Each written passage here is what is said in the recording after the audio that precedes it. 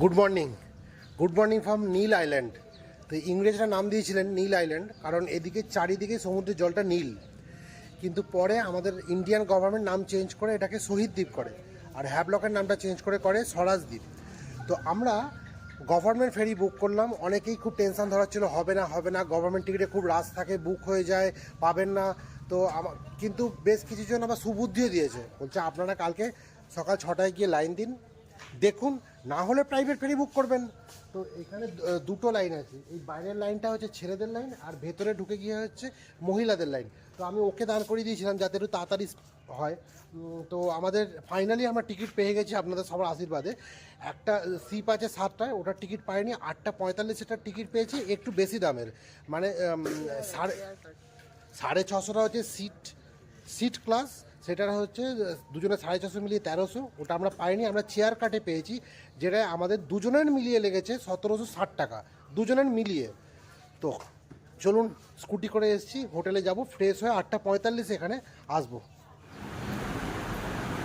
তো ফাইনালি আমরা রেডি হয়ে গেছি। এবার সামনে দেখি যদি কোনো ব্রেকফাস্ট করি তো করব, আদারওয়াইজ একটু কেক টেক কিছু কিনে নেবো, তারপরে আমরা ক্রুজের জন্য চলে যাব একদম জেটির সামনে। আর একটা কথা, খুব ইম্পর্টেন্ট কথা, সেটা হচ্ছে প্লিজ তোমরা যারাই নীল আইল্যান্ডে আসবে তারা অবশ্যই ক্যাশ ক্যারি করবে বেশি করে। যেটা আমাদের প্রচণ্ড সমস্যা হলো, ক্যাশ টাকা অবশ্যই রাখবে। হ্যাভলক থেকে ক্যাশ টাকা তুলে, কারণ হ্যাভলকে কোনো রকম প্রবলেম নেই, সামনেই এটিএম আছে, এটিএম থেকে তুলে নিতে পারবে। নীলে আসতে গেলে কিন্তু অবশ্যই মাস্ট বেশি করে ক্যাশ টাকা সঙ্গে রাখতে হবে, যাতে কোনো রকম কোনো জায়গাতে অনলাইন জায়গায় কিছু না করতে হয়। কারণ এখানে নেটওয়ার্কের প্রচণ্ড প্রবলেম, এমনকি শুধু নিজেদের প্রবলেম, যারা কলকাতা থেকে এসছে বা অন্য জায়গা থেকে এসছে তাদের প্রবলেম না, এখানে যারা থাকে তাদেরও কিন্তু সমস্যা। ঠিক আছে, তো আমরা এটা গভর্নমেন্ট জেটি 8:45 গভর্নমেন্ট জেটিতে উঠেছি। আমরা নিচের ডেস্ক পেয়েছি, ডেস্ক নাম্বার 1। এটাতে আপনারা দেখুন, এটা স্লিপার ক্লাসের মধ্যে, এই যে উপরে হচ্ছে আপার বার্থ, নিচে লোয়ার বার্থে বসে আছে, আর এই হচ্ছে তার স্টেয়ার কেস, যেটা দিয়ে ওঠা যায়। এটার প্রাইস হচ্ছে দুজনের 1660 টাকা প্লাস 100 টাকা জিএসটি নিয়ে 1760 টাকা দুজনের। হ্যাঁ, আর একটা তো মানে ওই অ্যাপ্রক্সিমেট 900 করে, নিচেরটা অ্যাপ্রক্সিমেট 900 করে, আর উপরেরটা হচ্ছে 650। তবে উপরেরটা এখানে যারা আইল্যান্ডার। তো ফাইনালি আমরা পৌঁছে গেছি পোর্ট ব্লেয়ারে। আর আগেরবারও আমরা পোর্ট ব্লেয়ার এসে আশিয়ানা রেসিডেন্সিতেই ছিলাম, এই রুমটাতেই ছিলাম, কিন্তু আমাদের ভিডিও করা হয়নি, তাই এইবার কিন্তু কোনো ভুল না করে তোমাদেরকে ভিডিওটা দেখিয়ে দিচ্ছি। আমরা খুব কম খরচ বাজেটের কিন্তু হোটেল নিয়েছিলাম, আর এই হচ্ছে আমাদের রুম। তো চলো এবার রেডি হয়ে আমরা বেরিয়ে পড়ব। তো আমরা পৌঁছে গেছি, নামলাম যখন তখন ভিডিও করা হয়নি। আর এখন হোটেলে, আমরা আগের দিন যেই হোটেলে ছিলাম সেই হোটেলেই এখন আছি। জাস্ট লাগেজটা রাখলাম, একটু ফ্রেশ হওয়ার কিছু নেই, জাস্ট টয়লেট করলাম, করে ফ্রেশ হয়েই আমরা বেরিয়ে যাচ্ছি। এখন করব হচ্ছে লাঞ্চ করে সোজা অটো নিয়ে বেরিয়ে যাব হচ্ছে রাজীব গান্ধী স্পোর্টস কমপ্লেক্স। ওখান থেকে রস আইল্যান্ড থেকে ওখানে যতক্ষণ টাইম লাগবে ঘুরে ডাইরেক্ট চলে যাবো সেলুলার জেল। ওখানে নাইট শো আছে আমাদের 5:30 থেকে, ওটা দেখবো, দেখে তারপরে রুমে আসবো, তারপরে আর আমাদের কোনো প্ল্যান নেই। আজকের মতো শেষ, আজকের মতো টোটাল ট্রিপ শেষ। চলো পুরোটা দেওয়া হবে যে কিভাবে তোমরা সস্তায় থেকে কমে কিভাবে তোমরা আন্দামানে ঘুরবে। তবে কি একটু হেডেক নিতেই হবে, বিশেষ করে ক্রুজগুলো বুক করার জন্য। বাকি আর কোনো হেডেক নেই, আর কিছু কিছু টিপস দেবো, সেগুলো তোমরা ফলো করবে, তাহলেই হবে। চলো দুজনে মিলে ঠিক করলাম, বেলা অনেক হয়েছে, তাই ভাবলাম লাঞ্চটা করেই তারপরেই বেরোবো আমরা রস আইল্যান্ডের দিকে। তাই দুজনে আমরা কলকাতার রেস্টুরেন্ট, যেটা আন্দামান পোর্ট ব্লেয়ারে বাঙালি রেস্টুরেন্ট, সেখান থেকে ডিম ভাত নিয়ে আমরা দুজনে লাঞ্চটা সেরে নিলাম, নিয়ে তারপর আমরা অটো করে পৌঁছে গেলাম রস আইল্যান্ডের দিকে। পৌঁছে গেছি আমরা রস আইল্যান্ডে। গান্ধী মার্কেট থেকে অটোতে 50 টাকা দিয়ে আমরা কিন্তু পৌঁছে গেছি। এখান থেকে এখানে যা প্রসিডিওর আছে সৌমেন সেটা কমপ্লিট করছে, আস্তে আস্তে তোমাদেরকে সবটা বলবো কত তো আমরা এটা আছি হচ্ছে Rajiv Gandhi water sports complex, যেটা আমাদের যেটা হোটেল থেকে অটোতে হার্ডলি 50 টাকা পার হেড নেবে, টোটাল 100 টাকা চলে আসবেন। তো এখান থেকে আপনাদের ওরা একটা ফর্মে কন্ট্যাক্ট নাম্বারটা লিখে নেবে। যদি রস এবং নর্থ বে দুটোতেই যান আইল্যান্ডে, তাহলে আপনার নেবে 770 টাকা, অনলি 870, দুটো হলে 870, আর অনলি রস আইল্যান্ড হলে 370। তো নর্থ বেতে এমন বিশাল কিছু নেই, ওখানে জাস্ট ওয়াটার স্পোর্টস অ্যাক্টিভিটি হয়, যেটা আমরা অলরেডি 3 দিন ধরে প্রচুর করে ফেলেছি ব্লগার নিলে। তো ওই জন্য আমরা নর্থ বেটা বাদ দিয়েছি, আমরা অনলি রস আইল্যান্ড বুক করেছি 370 দিয়ে, দুজনের 740 টাকা। এরপরে আমরা ঘুরবো, যা হবে ওখানে ভিডিও করব, পরেরটা পরে আপনাদেরকে বলবো।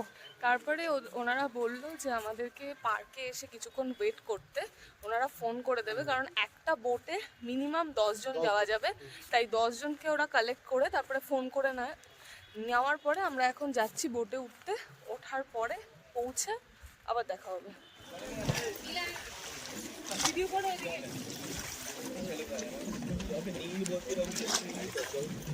मैंने कहा सी लाइन नील नील नहीं है। তো আমরা বসে পড়েছি, এরকম স্পিড বোট থাকবে। তো যাবো রস আইল্যান্ড, দেখি আস্তে আস্তে স্পিড বোট ছাড়লে আবার ভিডিও করব।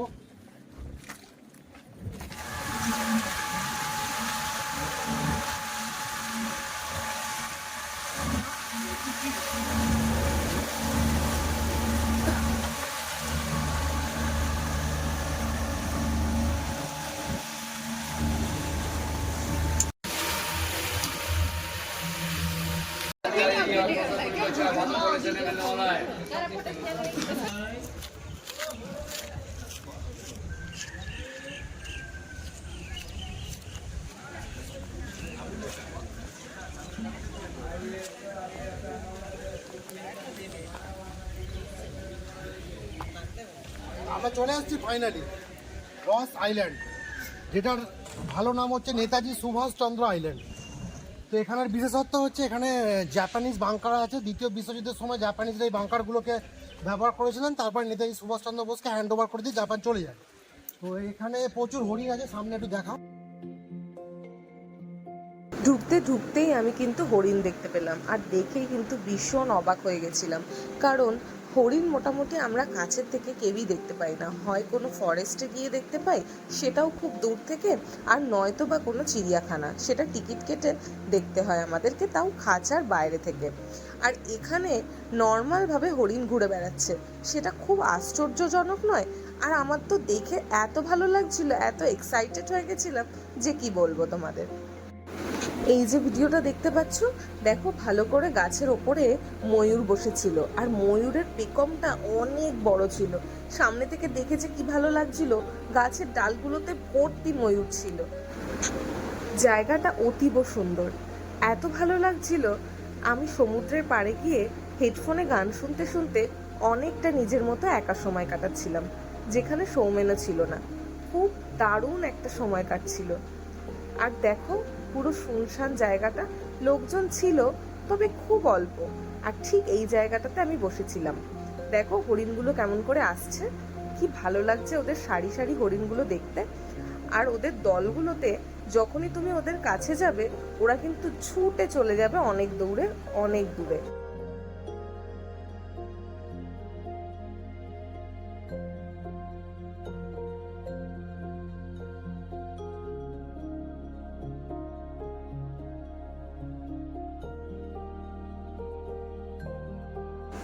তো চলো রস আইল্যান্ডের ব্যাপারে তোমাদেরকে কিছু বলি। রস আইল্যান্ড পেনাল কলোনির ছিল একটি দোষী বন্দোবস্ত, যা 1858 সালে ভারতের ব্রিটিশ সরকার দ্বারা প্রত্যন্ত আন্দামান দ্বীপপুঞ্জে প্রতিষ্ঠিত হয়েছিল। প্রাথমিকভাবে 1857 সালের ভারতীয় বিদ্রোহের বিপুল সংখ্যক বন্দীকে জেলে রাখার জন্য, যা ভারতীয় বিদ্রোহ নামেও পরিচিত। রস দ্বীপে পেনাল কলোনি স্থাপনের সাথে সাথে ব্রিটিশ প্রশাসন এটিকে আন্দামান ও নিকোবর দ্বীপপুঞ্জের সমগ্র গোষ্ঠীর জন্য প্রশাসনিক সদর দফতরে পরিণত করে, এবং সাইডে বাংলো এবং অন্যান্য সুযোগ সুবিধাও তৈরি করে।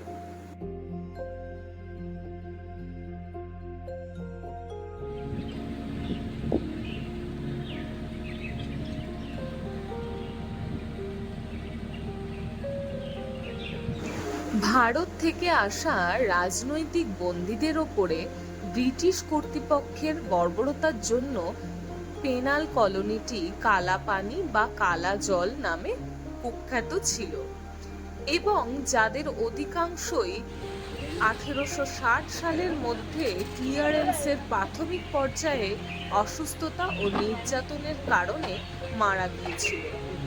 পরবর্তী বছরগুলিতে উপনিবেশটি আন্দামানের আদিবাসীদের সভ্যতার সাথে অল্প সময়ের জন্য পরীক্ষা করে। পেনাল কলোনিটি নির্যাতনের বিভিন্ন পদ্ধতি এবং চিকিৎসা পরীক্ষার জন্য একটি পরীক্ষামূলক স্টেশন হিসেবে ব্যবহৃত হয়েছিল। দ্বিতীয় বিশ্বযুদ্ধের সময় দ্বীপটি জাপানি সেনার আক্রমণ করেছিল, ব্রিটিশদের সরিয়ে নিতে বাধ্য করেছিল। প্রশাসনিক ভবন ধ্বংস হয়ে গেলেও পেনাল কলোনিটি থেকে যায়। মিত্রবাহিনী দ্বীপটি পুনরুদ্ধার করার পর 7ই অক্টোবর 1945 সালে আমরা পেনাল কলোনিটিকে এখন ভেঙে দেওয়া হয়। সেলুলার জেলে এসেছি। সেলুলার জেল তো আমরা প্রথম দিন দেখে নিয়েছিলাম, কিন্তু এখন আমরা এসেছি হচ্ছে ওই সন্ধ্যেবেলা লাইট শোটা দেখার জন্য। 5:50 লাইট শো আছে, হিন্দি ভাষায় বলবে। আগেকার দিনের সব স্বাধীনতা সংগ্রামের কীভাবে দেশকে স্বাধীন করেছে, শহীদরা তাদের প্রাণ বলিদান দিয়েছে তার গল্প লাইটের মাধ্যমে। কিন্তু এখানে প্রচণ্ড লাইন, অনলাইনে টিকিট কাটা। প্রথম দিন এসেছিলাম তখন টিকিট পাইনি, তাই আমরা সিদ্ধান্ত নিলাম যে লাস্ট দিন তো এখানেই আসছি, সকালবেলা যদি রস আইল্যান্ড ঘুরে নিই তাহলে বিকেলবেলাটা ফাঁকা আছে, তো তাই জন্য ও অনলাইন টিকিট বুক করে চলে এসেছি। তো এটা অনলাইনে টিকিট কাটতে হয়, এটার অফলাইনে টিকিট অ্যাভেলেবেল থাকে না, এটা অনলাইনই কাটতে হয়। তো আমি কীভাবে কাটতে হয় তার ডেসক্রিপশান বক্সে দিয়ে দেবো তার প্রসেস, লিঙ্কটাও দিয়ে দিও, সাইডের লিঙ্কটা দিয়ে দেবে ও। চলুন ভেতরে গিয়ে যদি ফোন অ্যালাউড থাকে তাহলে আপনাদেরও একজনও দেখাবো। অ্যালাউ নয় যতদূর সম্ভব। যদি অ্যালাউড না থাকে কিছু করার নেই, থাকলে আপনাদেরও একজনও দেখাবো। তো চলো ফাইনালি আমরা বসে পড়েছি আমাদের সিটে। এরপরেই কিন্তু শো শুরু হবে, আর তোমাদেরকে ডেসক্রিপশন বক্সে কিন্তু লিঙ্ক দেওয়া থাকবে যে কোথা থেকে তোমরা অনলাইন টিকিট কাটবে। তো চলো এরপরে তোমাদের সাথে আবার দেখা হচ্ছে শোটা কেমন লাগলো সেটা নিয়ে।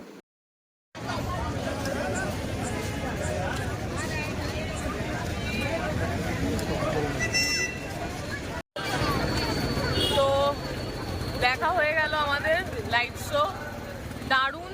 দারুণ ভিডিও রেস্ট্রিক্টেড করা যাবে না, এমনিতেও আমরা চাইলে করতে পারতাম কিন্তু করিনি, সব কিছুর একটা লিমিটেশন আছে, কোথায় করা দরকার নয়, তো সেটা থাকাই ভালো আমাদের দেশের জন্য, সেটা ভালো। কারণ এখানে সবাই ঘুরতে আসে, সবাই একটা ইন্টারেস্টিং ব্যাপার থাকে সবার জন্য যে এখানে কীরকম টাইপের লাইট শো হয়। খুব ভালো লাগবে, আমি বলবো সবাইকে যে আন্দামান আসলে একদম অবশ্যই দেখা উচিত। তো চলো এখন একটু মার্কেট যাবো, আবেরদিন বাজার, কম টাকায় খুব কম প্রাইসে ওখানে জিনিস পাওয়া যায়। চলো মার্কেট ঘোরাবো তোমাদেরকে, তারপরে আমরা ডিনার করবো, ডিনার করে একদম ডাইরেক্ট হোটেলে যাবো। তো চলো ফাইনালি আমরা মার্কেটে চলে এসেছি, আর আমাদের অটো ছেড়ে দিয়ে গেছে। 60 টাকা নিয়েছে দুজনে, 30 টাকা করে, আর এইটা পুরো মার্কেটটা। তবে এখানে কোনো প্রাইসই কিন্তু কম নয়, একদমই ভুল কথা, এখানে প্রাইস কম হবে। এটা খুব স্বাভাবিক ব্যাপার যে আমাদের কলকাতার মতো কম প্রাইসে এখানে কখনোই পাওয়া যাবে না, তার কারণ এটা পুরোপুরি জলের মধ্যে একটা আইল্যান্ড, আর এটা সমস্ত কিছু ক্রুজে করে আসে, তাই জন্য এখানে দাম কিন্তু সব জায়গায় বেশি। ये वाला छोटा वाला नहीं है, সামনে মিলেগা। তো আমরা এখন আছি হচ্ছে আবেরদিন বাজার, আর সামনের এই যে ঘন্টাটা দেখা যাচ্ছে এটাকে বলে ঘন্টা ঘর। তো আমরা বাড়ির মানুষদের জন্য অল্প কিছু কিনবো, তো ওই জন্য ও মার্কেটিংয়ে ব্যস্ত বলে আমি ভিডিও করছি। আমি একটু বাজারটা আপনাদের দেখিয়ে নিই। এখানে আন্দামানের পোর্ট ব্লেয়ারে এই একটাই একটু সস্তার বাজার, তো দেখি কি নেওয়া যায়। সামনে বিশাল বড় শপিং মল আছে, আর এই হচ্ছে ঘন্টা ঘর, এটাকে বলে ঘন্টা ঘর। এই মোড়টাকে বলে।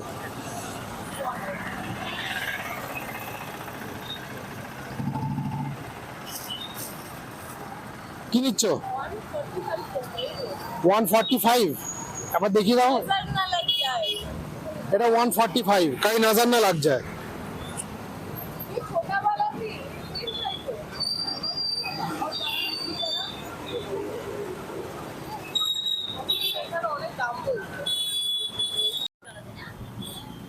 মা খুব খুশি হয়ে যাবে, বলো। মা ভীষণ খুশি হয়ে যাবে। আর কি বলে এটাকে একটু বলে দাও। এটাকে আচ্ছা এটা এটা এরকম বড়, আর এটা বড় হবে না? बड़ो होवे ना হবে না? क्या बोलते हैं इसको? इसको क्या बोलते हैं? ये तो काला नहीं ये আমরা দুজনেই রোদে কালো হয়ে গেছি, আমরা সব রোদে কালো হয়ে গেছি দুজনে, এত ঘুরেছি। এত ঘুরেছি কালো হয়ে গেছি। তো আমরা এখন আবেদিন বাজার দিয়ে হাঁটছি। ও আরো কিছু কিনবে। কি কিনেছো? কালা নাজার কিনেছি আমরা, কালা নাজার। মাকে গিফট করবো, ওই মুখোশের মতো যেগুলো আর কি। যাতে আমাদেরকে আমাদেরকে মানে সবাইকে দেখে কেউ নজর না দেয় সেই জন্য। তো ওগুলো দরজার বাইরে ঝুলিয়ে রাখার জন্য নেওয়া হয়েছে। সাউথ ইন্ডিয়ান দোকান থেকে নিয়েছি। এখানে যা বুঝলাম মোটামুটি আমার 5 দিনের অভিজ্ঞতায়, তাতে 50% বাঙালি আর 50% তামিলিয়ান আছেন। সবাই মিলে জুলে একসাথে থাকে। আর এপাশ ওপাশ বাকি আরও থাকতে পারে, কিন্তু আমার নজরে আসেনি। তো দেখাই একটুখানি আবেদিন বাজারটা। আরে বড় হলে পড়বে পরে, কি আছে। তো মোহনপুরে যে বাস টার্মিনাস, ওর সামনে বিশাল বড় ফ্রুটস মার্কেটও আছে। এটা হচ্ছে মোহনপুরা বাস টার্মিনাসের সামনে।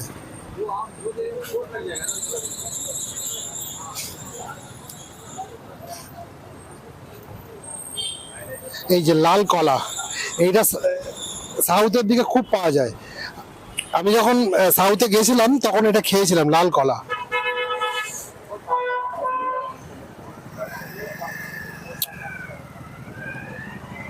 অনেক রকমের ফ্রুটস আছে, আর বিশাল বড় লাইন, মানে অনেক বড় লম্বা লাইন ধরে ফ্রুটস মার্কেট আছে এখানে।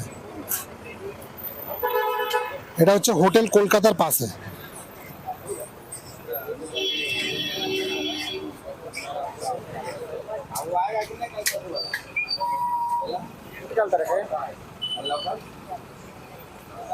চলো, চা কোথায়? আরো সামনে, চলো চলো চলো চলো। আগের দিন যেখানে খেয়েছি আচ্ছা, আমরা আগের দিন যেখানে চা খেয়েছিলাম সেখানে চা খাবো। এই যে সামনে চাটাও খুব ভালো ছিল। চাটা দারুণ ছিল।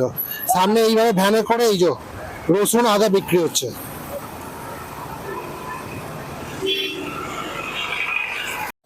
তো আমি একটুখানি বলি, এইটা হচ্ছে কলকাতা হোটেল, মানে গান্ধী যে ক্রসিং আছে বা গান্ধী বাজার আছে, ওর সামনে একটা বাঙালি হোটেল। এখানে আপনি মাছ ভাত পাবেন।